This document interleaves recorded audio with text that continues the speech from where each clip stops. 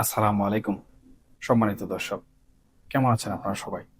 আশা করি আপনারা সবাই বর্তমানে এই পরিস্থিতিতে ভালো আছেন এবং সুস্থ আছেন। দেখুন, রাজনীতির আকাশে যখন হঠাৎ করে অদ্ভুত একটা নীরবতা নেমে আসে, তখন ধরে নিতে হয় পর্দার আড়ালে খুব বড় কোনো ঝড় দানা বাঁধছে। আপনারা নিশ্চয়ই ইতিমধ্যে খেয়াল করেছেন, দেশের রাজনীতিতে এখন নানা ধরনের মেরুকরণ চলছে। একদিকে ক্ষমতায় রয়েছে বিএনপি সরকার। অন্যদিকে ক্ষমতাচ্যুত আওয়ামী লীগ তাদের অস্তিত্ব রক্ষার লড়াইয়ে মরিয়া।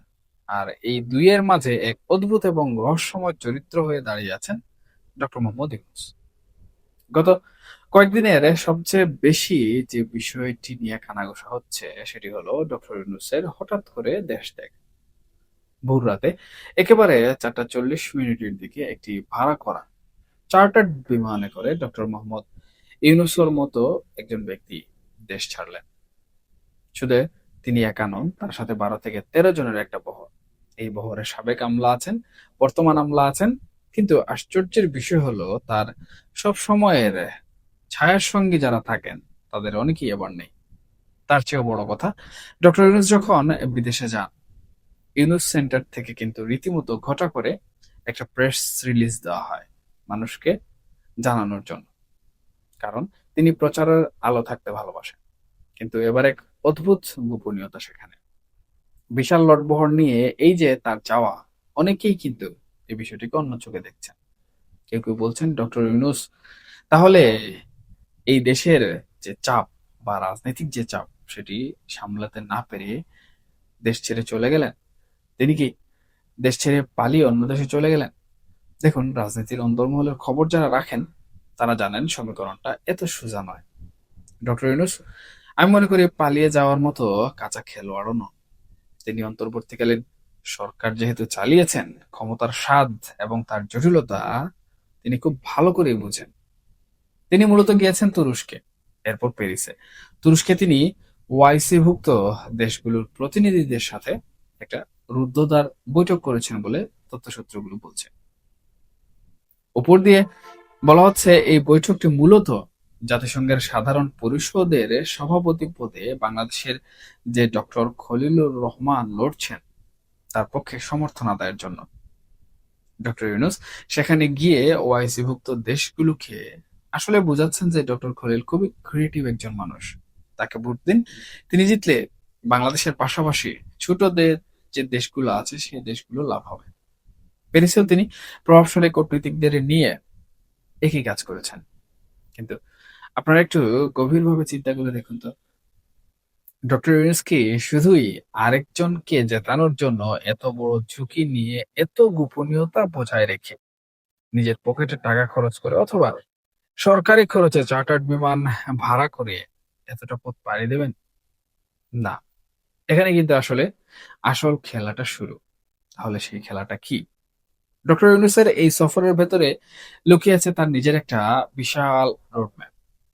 তিনি আসলে চাইছেন এক ঢিলে অনেকগুলো পাখি শিকার করতে।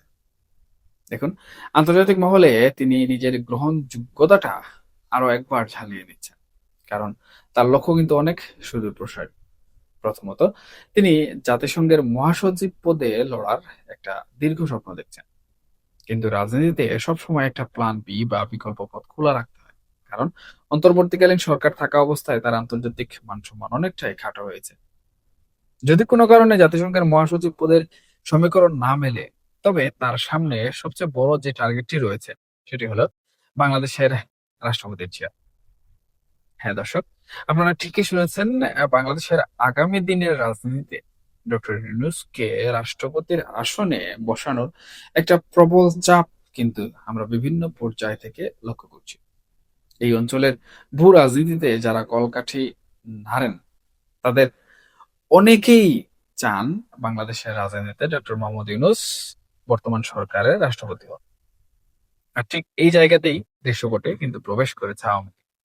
যদিও তারা এখন ক্ষমতার বাইরে, কিন্তু আপনারা কি মনে করেন আওয়ামী লীগ বসে বসে আঙ্গুল চুষবে এই বিষয়ে?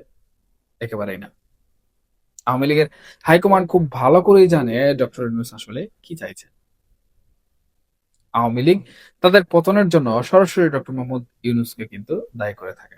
তারা মনে করে অন্তর্বর্তীকালীন সরকারের সময় ইউনূসের ভূমিকা এবং আন্তর্জাতিক মহলে তার লবিং আওয়ামী লীগের উপর আরোপিত যে নিষেধাজ্ঞা, সেই নিষেধাজ্ঞা ঘটেছে। আর এই কারণে আওয়ামী লীগ ডক্টর ইউনূসকে এক চুল পরিমাণ ছাড়ও কিন্তু দেবে না। হিসেবটা এখানে খুব পরিষ্কার। ডক্টর ইউনূস যেখানেই লবিং করুন না কেন, তিনি তুরস্কে যান, প্যারিসে যান বা ওয়াশিংটনে, আওয়ামী লীগ পর্দার আড়াল থেকে তার সমস্ত পথে কাঁটা বিছানোর সর্বোচ্চ চেষ্টা করবে।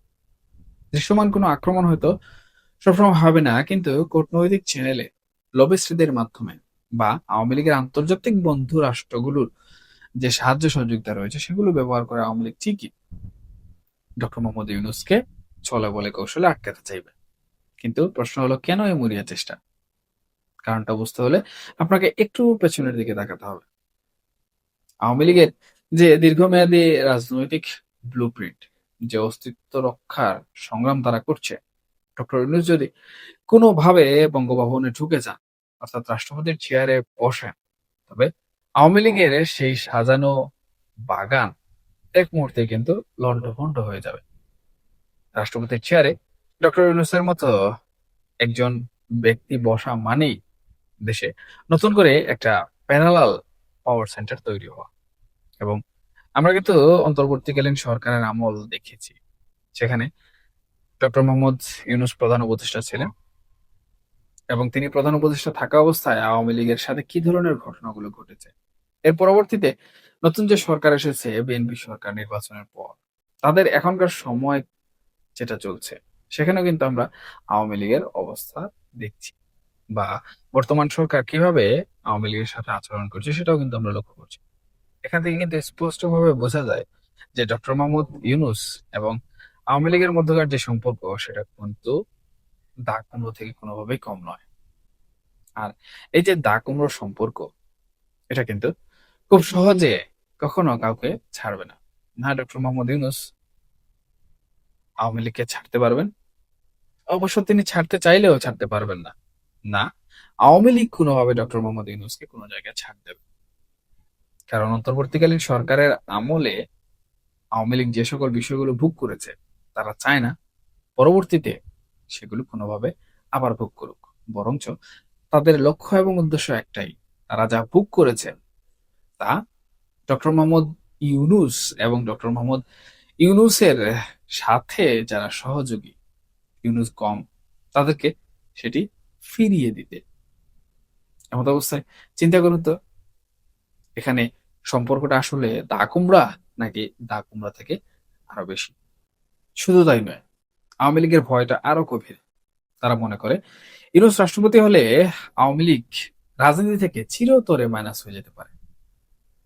আন্তর্জাতিক সম্প্রদায় তখন বর্তমান বিএনপি সরকারকে চাপ দিয়ে আওয়ামী লীগের বাকি যে বেঁচে থাকা রাজনৈতিক স্পেসটুকু, সেই স্পেসটুকু একদম সংকুচিত করে বন্ধ করে দিতে পারে। তাছাড়া আরেকটা বড় আশঙ্কার জায়গা হলো দেশের অভ্যন্তরীণ স্থিতিশীলতা। দর্শক, আপনারা নিশ্চয়ই ভুলে যাননি অন্তর্বর্তীকালীন সরকারের সময়কার কথাগুলো। সে সময় দেশ কেমন ছিল, দেশে কি পরিমাণ অস্থিতিশীলতা ছিল, কি পরিমাণ অচল অবস্থা ছিল, মব জাস্টিস, প্রেশার গ্রুপের বাড়াবাড়ি, এগুলো তো আমরা সবাই দেখেছি, তাই না? আওয়ামী লীগের একটা বড় অংশ মনে করে ইউনূস যদি আবার সাংবিধানিক কোনো বড় পদে চলে আসে, তাহলে দেশে আবারও সেই আগের মতো একটা অরাজক পরিস্থিতি, একটা মব রুল বা প্রেশার গ্রুপের আধিপত্য শুরু হতে পারে। এটা শুধু আওয়ামী লীগের জন্য নয়, বরঞ্চ দেশের সামগ্রিক স্থিতিশীলতার জন্যই কিন্তু একটা বড় হুমকি। তাই ডক্টর ইউনূস যতই তার পরিচিত সাবেক ও বর্তমান কূটনীতিকদের নিয়ে প্যারিসে ছক কষুন না কেন, আওয়ামী লীগও কিন্তু তাদের সমস্ত শক্তি নিয়ে মাঠে আছে। ডক্টর ইউনূস হয়তো ভাবছেন তিনি ডক্টর খলিলকে জিতিয়ে এনে জাতিসংঘের ভেতরে নিজের একটা শক্ত খুঁটি গাড়বেন, তারপর সেই খুঁটিতে ভর করে বাংলাদেশের রাজনীতিতে নিজের নিয়ন্ত্রণটা অন্তত পক্ষে আরো 5 বছর হলেও পাকাপোক্ত করবেন, কিংবা 2035 সাল পর্যন্ত পাকাপোক্ত করবেন। কিন্তু রাজনীতির এই দাবা খেলায় প্রতিপক্ষ যখন অস্তিত্ব রক্ষার লড়াইয়ে নামে, তখন প্রতিটা চাল খুব মেপে দিতে হয়। ডক্টর ইউনূসের এই গোপনীয়তা, এই বিশাল লাগেজ নিয়ে যাওয়া, এগুলো আসলে আমি মনে করি কোনো পলায়ন নয়। এগুলো হলো চূড়ান্ত লড়াইয়ের প্রস্তুতি। তিনি একটু আড়াল থেকে বর্তমান সময়ে পরিস্থিতিটা খুব ভালো করে পর্যবেক্ষণ করছেন এবং দেখছেন পানি আসলে কতদূর গড়ায়। তবে দিন শেষে একটা কথা বলতেই হয়। ডক্টর ইউনূসের এই আন্তর্জাতিক লবিং আর ক্ষমতাচ্যুত আওয়ামী লীগের পর্দার আড়ালের প্রতিরোধের এই যে স্নায়ুযুদ্ধ, এটা কিন্তু বাংলাদেশের আগামী রাজনীতির আমি মনে করি যে গতিপথ রয়েছে, সেই গতিপথ নির্ধারণ করে দেবে। আওয়ামী লীগ জানে ইউনূসকে রাষ্ট্রপতির চেয়ারে দেখতে পাওয়া মানে নিজেদের কফিনে শেষ পেরেক ঠোকা। আর ডক্টর ইউনূস খুব ভালো করে জানে এখনই যদি তিনি তার সর্বোচ্চ কার্ডটা না খেলেন, তবে হয়তো আর কখনো সেই সুযোগ আসবে না, এবং এটাও তার কফিনের শেষ পেরেক। এই দুই মহাশক্তির নীরব কিন্তু ভয়ঙ্কর এই লড়াইয়ের শেষ কোথায় সেটা দেখার জন্য আমাদের হয়তো আরো কিছুটা সময় অপেক্ষা করতে হবে। তবে এটুকু নিশ্চিত করে বলা যায়, সামনের দিনগুলোতে রাজনীতির মাঠ কিন্তু আরো অনেক বেশি উত্তপ্ত হতে যাচ্ছে দর্শক।